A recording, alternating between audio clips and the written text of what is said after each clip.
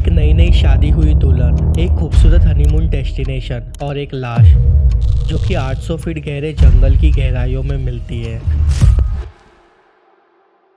सोनम और राजा रघुवंशी एक perfect couple दिखाई देते थे। सोशल मीडिया पे फोटोज, रील्स, सब कुछ एक फेरी टेल जैसा चल रहा था। लेकिन सिर्फ 13 दिन बाद राजा की बॉडी मेघालय के जंगलों में मिलती है। गले पे चाकू के निशान, चेहरा पहचानना मुश्किल, और दुल्हन वो तो गायब थी। ये प्यार था या फिर एक planning murder? This is the story of honeymoon turn into horror.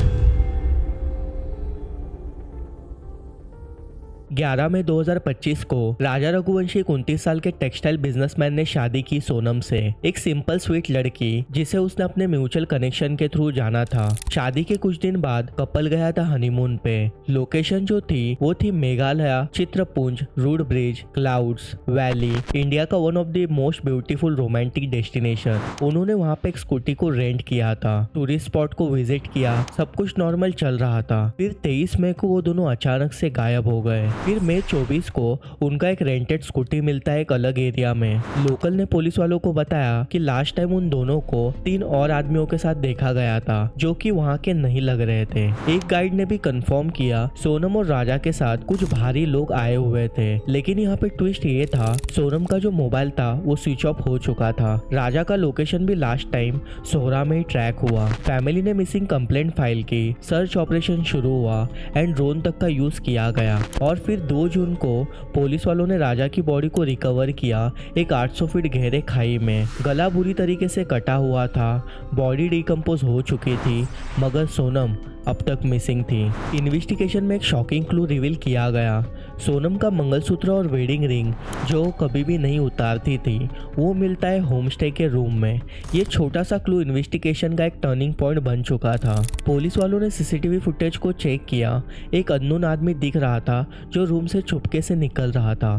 फिर पता चला सोनम ने शादी के कुछ दिन बाद एक फ्लैट को रेंट करवाया था इंदौर के देवासनाका गांधी बाग के पास में।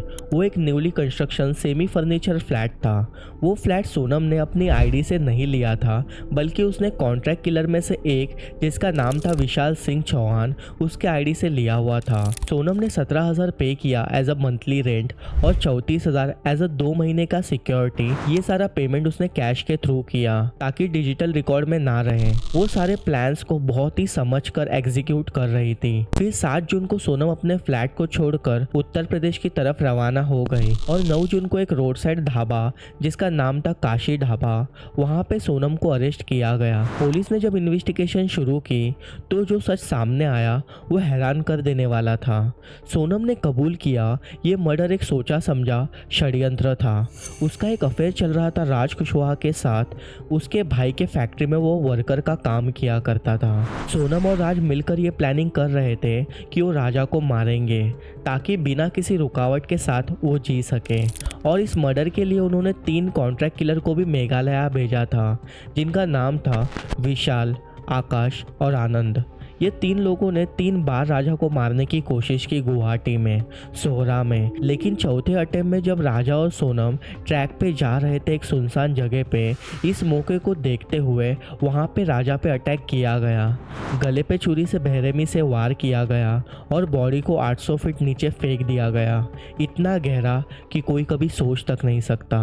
राजा के फैमिली ने जब पुलिस वालों की रिपोर्ट देखी, सीसीटीवी और मोबाइल डेटा को ट्रेस किया गया, तब वो बिल्कुल ही टूट चुके थे। उन्होंने सीबीआई से इंक्वायरी तक की डिमांड की। सोनम का लवर राज कुशवाहा को भी अरेस्ट किया गया और कॉन्ट्रैक्ट किलर्स को भी अपने क्राइम को कबूल किया गया। सोनम ने कन्फेशन दिया कि वो शादी के लिए मजबूर थी पर दिल किसी और पे था। एक जिंदगी बर्बाद हुई, एक प्यार धोखा निकला और एक हनीमून बना मौत का सफ़र। सोनम ने जो प्लान बनाया था वो एक रोमांटिक कहानी के अंदर बहुत ही बारीकी से छुपा हुआ था। उसने शादी की, हनीमून गई और फिर मर्डर को एग्जीक्यूट किया। शायद राजा सोच भी नहीं सकता था कि जिसे वो अपनी ज़िंदगी का हमसफ़र बनाना चाहता है वही उसका मौत का कारण बनेगी।